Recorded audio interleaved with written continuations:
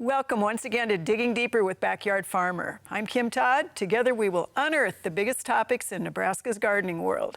Today we're going to be discussing mosquitoes and how to reduce the risk of getting bitten.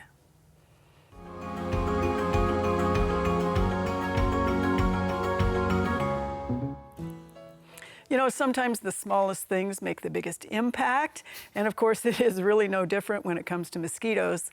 They are supposedly some of the deadliest insects on the planet, depending on what's going on. And here in Nebraska, they do carry West Nile virus. Jody, we were just talking about somebody who had it.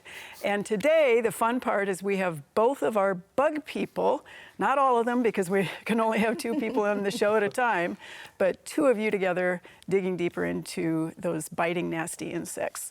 So, Jonathan and Jody, life cycle for starters, and what's the deal with mosquitoes? Talk about the life cycle a little bit and what that has to do with managing mosquitoes. Go for it. Want me to go? Well, so mosquitoes are semi-aquatic, so they need water to lay their eggs, and then for the eggs to turn into larvae, and they're like the wigglers. So sometimes you'll look into like a tire or anything that collects water, and you'll see little wiggly things. That's mosquito larvae, so they're not cute. You don't want them there. You want to dump that water. Then they turn into a pupae, and one thing with them is that they're called tumblers because they're very active pupa. So not like, you know, the moth pupa that we see all the time. So, sorry, I don't know why I pointed at you. Because I have a lot of moth But they tumble. So they're like me. They be tumbling in the water. And then they emerge as adults, and then they can fly. So the life cycle is really important because when you want to combat mosquitoes, you need to break that life cycle. So it's not just, you know, spraying for adults. Or it's a whole, like, I guess, what do you want to call it? You destroy the children, right? That's what you're going for here. Yeah. Good heavens. Yes. But I guess you're right. I mean, yeah, that's what we're kind of shooting for. And you're right. Like, they are the deadliest animal, actually, in the world of all time, in the history of the world, because of malaria. Oh, sure. I didn't even Yeah. think about malaria. I've known some people who have had it, Yeah. but I didn't think of that in terms of Yeah. the deadliest. All right, so back to the life cycle, though. How long are they in the crawler stage, and how long are they in the wigglers? tumbler stage? I think they're in the wigglers for what we tell people to dump their water within 5 days. So, and it really depends on the temperature and the environment. So the warmer it is, the faster their life cycle. All right. The eggs can last a lot longer. There are some mosquito eggs that can be laid in areas that are dry right now, but are probably going to flood in the future. And then when those eggs get wet, the larva will come out, and they can live in that puddle that's there for just a few days. So they can go through this really rapidly. So when we're talking water, though, truly standing water, not in like wet leaves and... There are 50 different species of mosquito in Nebraska. So, Great. Right. Some of them use tree holes, like the little holes that we see develop in like trees. They could the holes, totally, yeah. like something Your like this. coffee cup is My full coffee of cup. tumblers, or... It could, I mean, that's enough water. Just Like a extra bird bath, Oh, kids' brother. toys, things like that.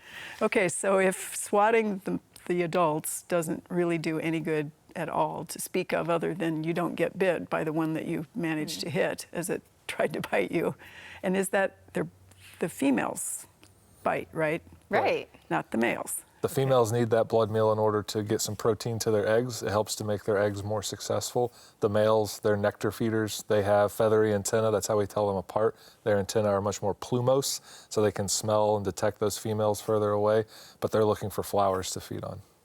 Huh, interesting. So they're pollinators, actually. You take the great. good with the bad, right? Oh, great. Let's not go there with those.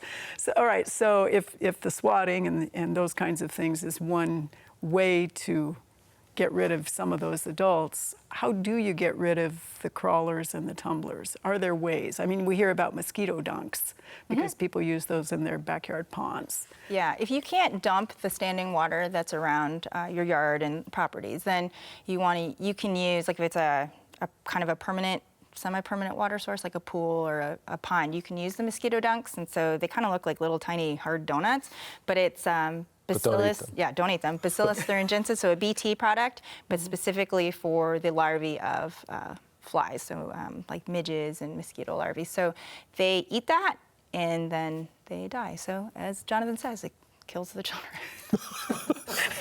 I didn't mean to be morbid. Right, like that's how it works. Not to be confused with the BT that we use for bagworms. That is the larvae of caterpillars, or of butterflies and moths. So different. There's multiple strains of BT out there that can control different kinds of larval insects. There's one for flies, there's one for beetles, there's one for lepidopterans or butterflies and caterpillars. And it's an organic. Yep, it's organic. It's very effective against those larval mosquitoes. It's the #1 thing that we recommend, I think, when we talk to people on the phone. Right. Which is perfect to know, but I'm guessing it would be really confusing for people who were wandering off to a box store or a garden center. So they should look specifically for what ingredient if they want the BT for dunks or whatever. Well, just reading the BT? label. It will say mosquito dunk, so that's for mosquitoes, and then it will say like Bacillus thuringiensis. Okay, realistically, how big a body of water, like if somebody has an acreage or really wants to control the mosquito population in their neighborhood, how is it realistic to use the dunks, or is something else going to have to happen? Well, The label will tell you how many dunks to put in, I think, per, I don't know, Square what measurement yard of, or square foot of something. water. Yeah. So follow that label direction to try and get those dunks in there at the proper rate. but I think what you're getting at is you're asking about the people like that are calling that want to spray everything. Exactly, the ones that want to spray everything. Yeah, and it can get really complicated because when you're spraying, like if you're not doing the larvicide, so you're not treating those immature stages, then the spraying in the air and the vegetation, that is for the adults. So that's the biting stage. So yes, you want to try to control those. However, it really depends on spraying the vegetation that's nearby. So if you have a yard that has no vegetation, which I know yours has a lot of vegetation, so you would want to concentrate whatever spray you're using in those leaves and things because you're depending on that mosquito to hop onto that residual. But like if I was your neighbor and I have no vegetation, there's nothing for me to spray, and your mosquitoes will just fly over to my house. So, and then the trade-off with like the chemicals that are being used are not only going to kill mosquitoes, but they can kill pollinators and beneficials and predators. So there's that, and it's not a long-term solution. Right. Mosquito sprays, they're indiscriminate. They'll kill just about any insect that's out there. It's usually a pyrethroid-based insecticide, and those don't really stop killing anything else. Like they're not very specific to just mosquitoes, and they don't last for very long. If it rains? If it rains or if it gets too sunny, you're going to see those products kind of get wiped off the plants pretty quickly. So we're only talking maybe a weekend's worth of control. Would you agree with and that? even with homeowners, their equipment is just not going to get those particles like small enough, and it really depends on the size of your property. So if you're spraying over a larger area that has a lot of vegetation, you might be able to knock down those adults. But if you're just a homeowner with a backyard, then mosquitoes will fly in from other places. So, I think the goal is to reduce mosquito bites. Right? And so people get confused sometimes that way too. And so, that's kind of like a personal, personal protection from mosquitoes, right? Jody Bites. loves talking about personal protection. It's one of her favorite. I know, because I travel. topics. Because I travel with like a trunk She's full got a tub of of things, it in the right? back. Yeah. So yeah, should we go into this now, or should I just Absolutely. put on my hat? Put on your So hat. I did Can I wear see the other mosquito one? You flying can. right in front It's of the not- screen. It's not going to fit my big head though. See, So it has to fit properly. Okay, Rule number so one. And that we assume is not proper. Oh, it's stuck on my head. So this will prevent mosquitoes from biting my face. And a lot of times you can, put on repellents on your skin. And what that does, it makes you invisible to those mosquitoes. So they still are going to fly around. It's not killing them, but they're not going to find that place if you're, thoroughly coated in insect repellent. But it's really hard to coat your head and your... You don't want it near your eyes necessarily. Right. So I think, I wear this when I go to Canada. Honestly, you guys don't see me, we wear these. But in terms of repellents, and we do get a lot of calls about those, there are so many different kinds. Right. I don't know why people are not into DEET, because when it's used according to the label, it is safe. It's been around for a long time. And safe for children. I think that's always what we hear is and not it will safe say for children. on there for how old each one. Mostly you read the label, it'll tell you, where not to put it, eyeballs, things like that. And so that's what makes it hard. I usually get bitten around the eyes and around the hairline and the ears. So, we've got the aerosol spray, which I think is in my office. There's pump sprays, there's lotions. So these have, I think, really good coverage. And then I actually buy wipes too. So I'm a little. You don't want to get bitten. There's nothing wrong with that. Well, we were recording the other day, and the mosquitoes were like all around us. Just here on campus, even. So. Right, and I got bit like twice. Absolutely. Right? So there are also permethrin spray for clothing that will protect you. So that's a permethrin spray. So you don't want that on your skin. But it's treated on the clothes, or you can spray it on the clothes and allow it to dry. There is, a label. Read that too. You can also buy the clothes. This is a tag from a shirt that I bought my daughter. But the good thing about this, so it's got an EPA registration number on it, but it remains effective for 70 washes. Oh, wow. Right, and Speaking of that, how long would the DEET or the picaridin or IR3535, how long will those last on your skin? How long, or how often do you need to reapply, I guess? Well, so it really depends. And that was the question I had today. I had a friend send me all these pictures of all these repellents at a store, and it's like, which one should I buy? Are they all the same? Are they all different? So what you're gonna do is look at the active ingredients. The ones that are registered by the EPA have been tested so that they're They're effective against mosquitoes, and they're safe to use according to the label. But DEET, picaridin, this one's picaridin, I believe, IR3535. I don't know why they don't come up with a better name. Not very catchy. And then the oil of lemon eucalyptus, and that's what it's called. It's not like lemongrass or lemon oil. So those have been shown effective, and they are on Consumer Reports, and there's a bunch of different ones. But when you look at the percentage, that will determine how long it stays effective for that user. And so, the family stuff that's DEET 5%, that's not going to last a long time. So it's for, an hour or two, make sure to reapply again later. But if you only need to be outside for a little while, that's great. Right. But if you're like us and you're out in the garden, then you want something that's at least 25 to 30% DEET. I think when it's picaridin, it's like 20%. So it's going to be like 8 to 10 hours. Perfect. So, but some people are like, I got 100%. That's a lot of percents. It's a lot. It might not be necessary. And when it comes to DEET, it's a plasticizer. So you don't want to ruin your watch or your camera, your phone, Good point. things like that, right? And you might not need it. So you don't want that false sense of like, oh, I'm never going to get bitten, right? It has to do with complete coverage. A dabble, do you? So if you're watching us on Facebook, or do watch us on Facebook, make sure you send your comments to us. Tell us whether you like what you're seeing and hearing, whether you're freaked out by what you're hearing about mosquitoes, especially since we are going to dip our toes into the disease issues associated with mosquitoes right quick. So let's talk for a minute about, okay, what are those diseases? Why are they considered so dangerous, and especially in Nebraska? Historically speaking, we would talk about malaria, yellow fever, things like that. But nowadays, what we really worry about is West Nile virus. That's the big problem here in Nebraska. We were one of the leading states last year, both in cases of people with the disease as well as deaths.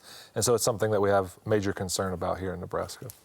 And how, there is a state epidemiologist, right? Mm-hmm. And so that is tracked, or how is the population tracked? So if you ever are interested in looking up like what's happening in the state, the Nebraska Department of Health and Human Services has a website for like different health alerts. Then they link to like the CDC, and they track all the states, and then for our state you can track all the counties. So in each county there are surveillance. So they are monitoring for mosquitoes and counting numbers. So there is like quantitative data. Then they are also checking them for West Nile virus in those mosquitoes. You can also the birds, because West Nile virus is a bird disease. Mm-hmm. Right, that's transmitted from bird to bird through mosquitoes and transmitted to humans from mosquitoes, but humans don't transmit it to each other. We're a dead-end host. Right, and so are horses. We're dead-end hosts. We're a dead end. But it can cause like so much damage in some cases. But I forget what I was saying. That they can track it with the CDC. Yeah. And we get these reports. I don't know if it's like weekly or monthly, so we can keep track of what cases are around and where it's going. So there has been some cases in other states, but not yet in Nebraska. So right on the edge right now, though, for that particular mosquito, right? Am I right on that? That's my understanding. Yeah. Yeah, I mean, and so out of the 50 species of mosquitoes that we have in Nebraska, there's one like genus that is able to transmit it. So that's the other thing is that, those mosquitoes are annoying and they're biting and they're kind of like bugging people, but not all of them are going to be public health issues. And that's why, the state is tracking that. So, it's nice to know that that's happening around us. And Right. so it's nice to let And everybody know. realistically, though, every single time you're bit by a mosquito, you should not call your health provider and say, I just got bit, right? No. So just wait until there's a little bit more information. Is that kind of the advice? Yeah, like I think if you've been bitten by a mosquito, which I mean, I always have mosquito bites, but if you get a fever and you get some symptoms that you're not feeling well, flu-like symptoms, and you can't attribute to, anything else, then definitely go see your doctor. And if you've got the certain clinical symptoms like a fever or a rash and, feeling sick or even can get severe like paralysis and How did you feel when you had it?